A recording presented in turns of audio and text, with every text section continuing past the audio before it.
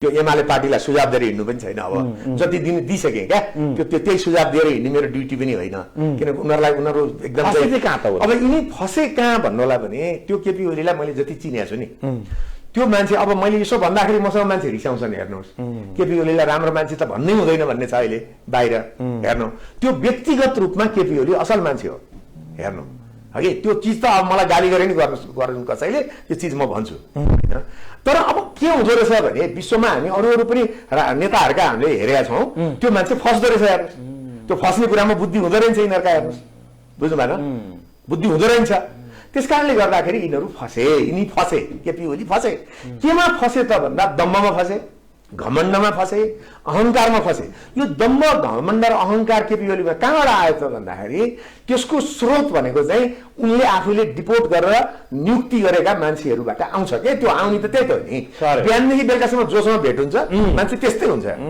तपाईँ हामी श्रीमान श्रीमती बिहा गरेर आउँदाखेरि चाहिँ हामी अलिकति थियो नि, बिस्तारै अनुहार पनि मिल्छ भन्छ नि, 35 वर्ष 40 वर्ष पुगेपछि श्रीमान श्रीमतीको अनुहार स्वभाव त 100% उस्तै हुन्छ, नत्र हुँदै हुँदैन अनुहार पनि मिल्न थाल्छ भने है। उनको ठ्याक्कै त्यही हो। अब अर्कालाई गाली गर्ने, केपीलाई माया गर्ने भन्छन् अहिले, मलाई हेर्नुहोस् यहाँ अरूले पनि भन्छन्।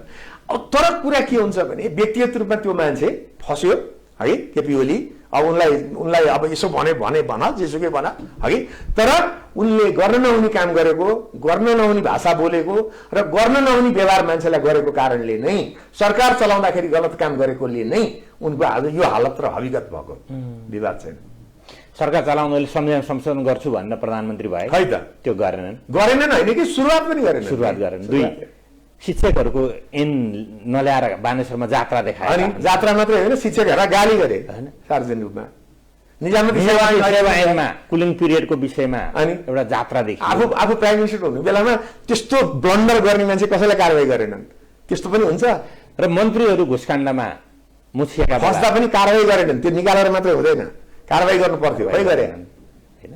अनि भनेपछि सुवर्ण अवसरहरू प्लेन यहाँ चाहिँ तपाईँको यहाँ एक्सिडेन्ट भयो, एउटा प्लेन हेर्नु, प्लेन एक्सिडेन्ट हुँदाखेरि तपाईँको त्यो प्लेनको चाहिँ त्यो भित्रपट्टि राखेको सामान चाहिँ यसरी गुल्टेको कारणले भएको रहेछ नि त, हामीलाई थाहा हो नि पछि आएर।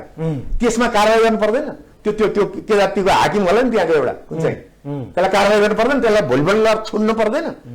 खै सबलाई, फटालाई पनि मजा, चोरलाई पनि मजा, असललाई नि मजा।